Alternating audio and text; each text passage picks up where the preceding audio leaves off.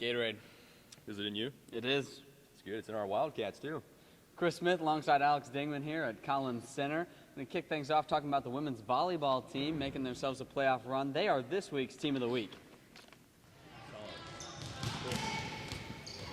Last week, Baker won 3-2 over Central Methodist, propelling themselves into the 3 seed. Jade Allen had 30 digs on the night, and she was also the Hack Libero Player of the Week, while Brooke Pryor, who had 13 kills, 16 total points, and was the Hack Player of the Week. So the team is currently riding a 4-game winning streak. They play Evangel in the second round of the playoffs Wednesday night at home, so make sure if you're out and about at Baker University, come out on Wednesday, support the team, try to propel them into the further round of the playoffs. This weekend, that Hack Conference tournament will conclude, and here's what the team's saying about their postseason run.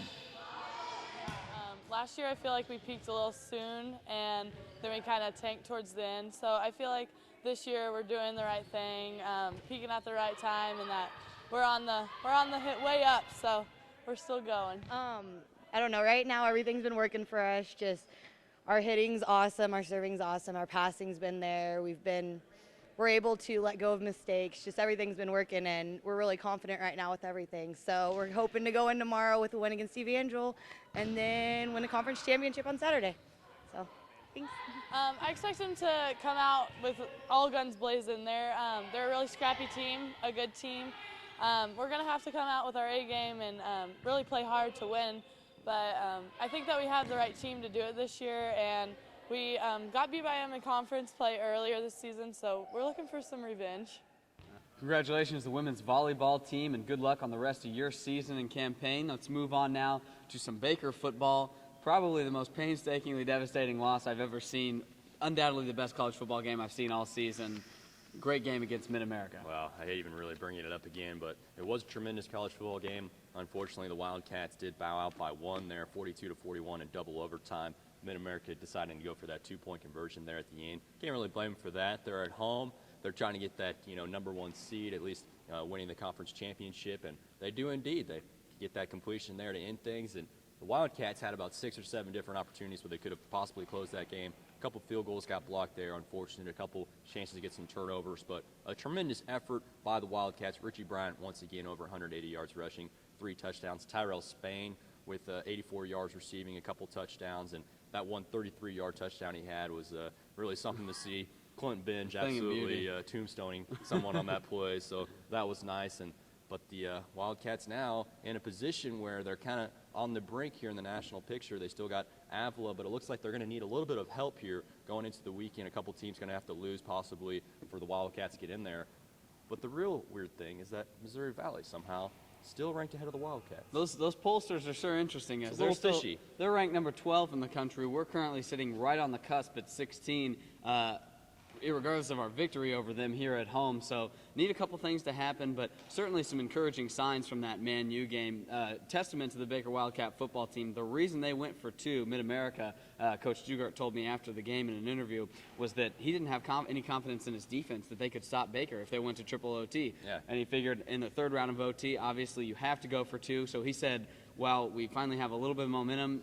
First momentum in the game is what he said. He's like, I need to win it right here or we're going to lose this game to the Baker Wildcats. So a testament to our football program in that game for a well-fought battle. Yeah, BU now 7-2 in conference play, and they're playing Avila, who on their side 2-7. So it should be a stat padding type game. Mac Brown, Tyrell Spain, Richie Bryant should have some good times. Watch for highlights next week. That D-line, maybe EA going to return a pick or something like that, because they need to absolutely blow Avila out of the water so that the voters there going into Sunday, Selection Sunday, realize that BU is for real, because apparently they don't know that, even though they've lost by a total of 5 points to 2 top 10 teams in the nation. So we'll see how it all shakes out, but hopefully BU's there in the national picture. Kind of feel like they're Auburn a few years ago. Yeah.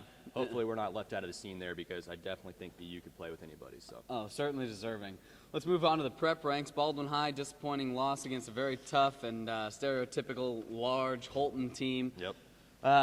Knocked out of the playoffs, but overall a good season considering how many players they lost from their 2007 campaign. Got a lot to be proud of. Oh yeah, they went to 8-3 on the season after going 10-3 last year. They went all the way to the semifinals last year, but a little bit of a tougher road this season for them to make it there. And starting off with that Bishop Miege game where they actually dominated Miege 33-18 in that one, and that was a tremendous effort, something definitely for those seniors and Coach Berg to really hang their hat on. And then that Holton game, I mean, Holton's just a class act, a team that every year in 4A is one of the 1 or 2 top seeds, and they got some big boys. They definitely know what they're doing out there. They were up 24-0 at half.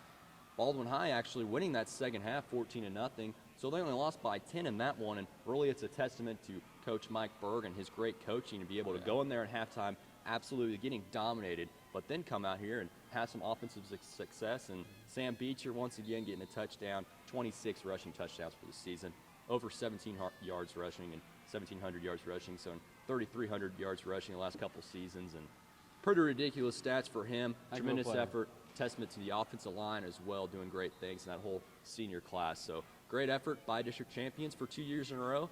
Not too shabby, especially when you're running a single wing offense, and it's been getting it done. So good job, Bulldogs. Yep. All right, Ding. Well, moving back to the Baker sports, men's and women's soccer both knee-deep in HAC playoff action, both having excellent campaigns. The women coming off a huge 4-0 result in the first round of the playoffs on the road at Man U. Yep. Haley O'Borney netting twice, Ashley Ukenna and Michaela Medlock also getting on the board. 4-0 result. That's unbelievable. Looks like they're peaking at the right time right now. Hope they can keep it going. Keep in mind they came in as a 6 seed. They went in on the road, played a 3 seed. Now they play a tough Lindenwood team on the road Wednesday night, along with the men who are also in St. Charles. That works out well. Yeah, that works out well. So all the coaches will be there together, and what a battle that will be for the men. Last year, of course, winning with 3 seconds left on a John Baldwin game-winning goal. So we'll look for the men to repeat that result and then come back and get the number 1 seed Mid-America on Thursday. So good luck to both the men's and women's soccer programs. For now, let's kick it back to the studio. Woo! Man, that was a good one. Yeah. Was it good for you? It was a tough show, though. Wow, I'm worn out. I didn't think I was going to get through segment 3. I know, you look like you're struggling a little bit, but you did well. You a little sweaty? Am I static? Man, that's so much better. That is so. What? Wow, I feel ridiculous. We're gonna need to get somebody to clean this up. Yeah, this Dingman and Smitty for sports chat. Go back to you. This is awkward. We love sports. Thanks for that, guys. Well done once again. That was definitely one of the best football games I've seen in a while. And congratulations to the volleyball team. Well, that concludes our show. Thanks for tuning in. I'm Rena Murphy. And I'm Kelsey Epperson. We'll see you next week.